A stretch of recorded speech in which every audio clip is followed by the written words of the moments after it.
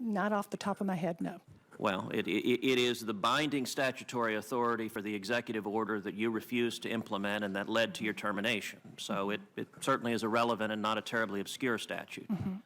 By the express text of the statute, it says, quote, whenever the president finds that the entry of any alien or of any class of aliens into the United States would be detrimental to the interests of the United States, he may, by proclamation and for such period as he shall deem necessary, suspend the entry of all aliens or any class of aliens as immigrants or non-immigrants, or impose on the entry of aliens any restrictions he may deem appropriate. Would you agree that that is broad statutory authorization? I would, and I am familiar with that, and I'm also familiar with an additional provision of the INA that says no person shall receive preference or be discriminated against in issuance of a visa because of race, nationality, or place of birth. That, I believe, was promulgated after the statute that you just quoted. And that's been part of the discussion with the courts with respect to the INA, is whether this more specific statute trumps the first one that you just described. But my concern was not an INA concern here. It rather was a constitutional concern, whether or not this the executive order here violated the Constitution. Times and now being confirmed by CNN and other news organizations. If these allegations, Senator, are true, are we getting closer and closer to the possibility of yet another impeachment process? Reluctantly, Wolf, I have to say yes, simply because obstruction of justice is such a serious offense. And I say it with sadness and reluctance. This is not something that I've advocated for, or the word has not passed my lips in this whole tumultuous 3 or 4 months. But if indeed the president tried to tell the director of the FBI who worked for him that he should drop an investigation, whether it was Michael Flynn or whether it was some investigation that had nothing to do with Russia. Honest. Honestly loyal. Honestly loyal. He asked you on one occasion to let the Mike Flynn thing go because he was a good guy. By the way, you're aware that he said the exact same thing in the press the next day. He's a good guy, he's been treated unfairly, et cetera, et cetera. So I imagine your FBI agents read that. I'm sure they did. The president's wishes were known to them, certainly by the next day when he had a press conference with the prime minister. But going back, the 3 requests were, number 1, be loyal. Number 2, let the Mike Flynn thing go. He's a good guy. He's been treated unfairly. And number 3, can you please tell the American people what these leaders in Congress already know, what you already know, what you've told me 3 times, that I'm not personally under investigation? Those are the 3 things he asked. Yes, sir.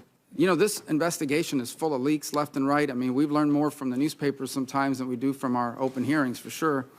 Do you ever wonder why, of all the things in this investigation, the only thing that's never been leaked is the fact that the president was not personally under investigation, despite the fact that both Democrats and Republicans and the leadership of Congress knew that and have known that for weeks? I don't know. I find matters that... What was it about that meeting that led you to determine that you needed to start putting down a written record? A combination of things. I think the circumstances, the subject matter, and the person I was interacting with.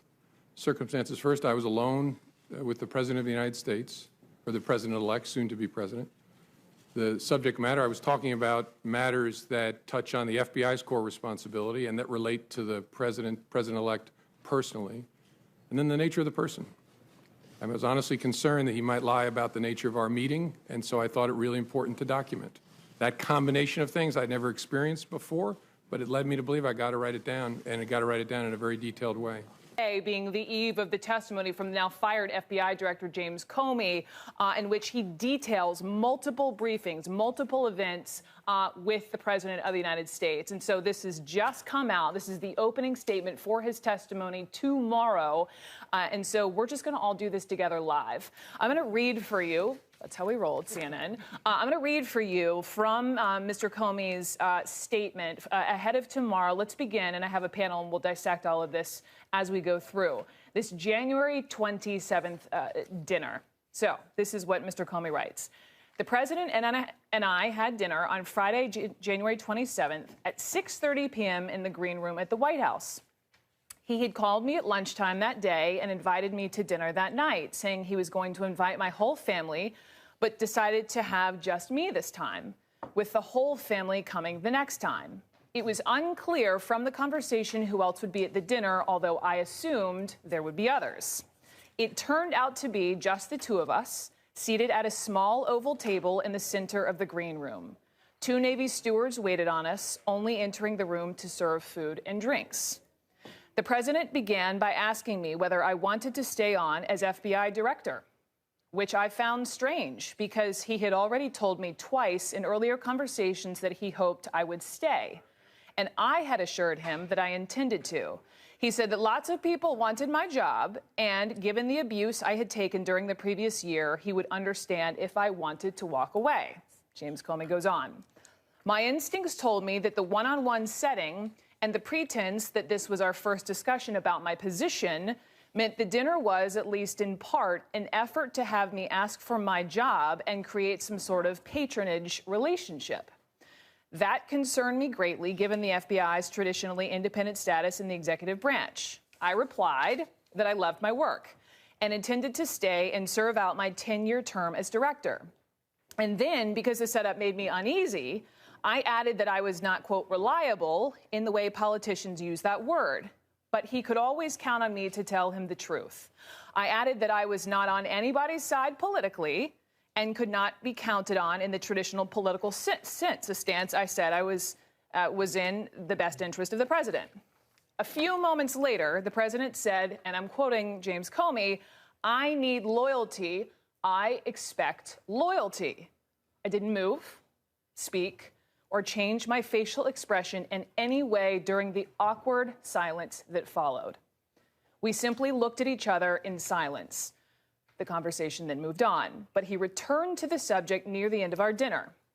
At one point, I explained why it was so important that the FBI and the Department of Justice be independent of the White House. I said it was a paradox.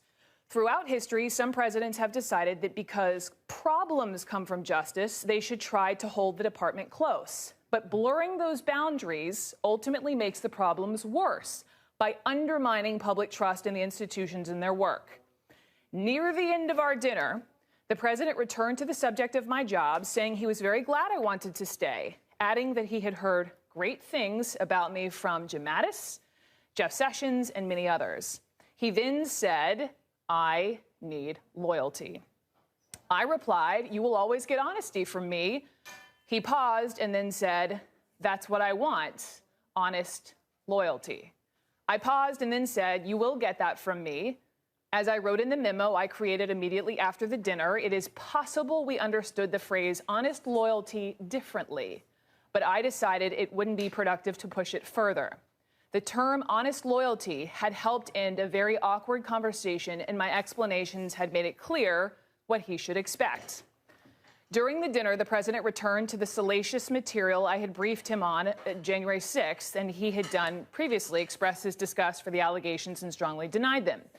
He's in closing in this section, he said he was considering ordering me to investigate the alleged incident to prove it didn't happen. I replied that he should give that careful thought because it might create a narrative that we're investigating him personally, which we weren't, and because it was very difficult to prove a negative. He said he would think about it and asked me to think about it. As was my practice for conversations with President Trump, I wrote a detailed memo about the dinner immediately afterwards and shared it with the senior leadership team of the FBI. And that is just a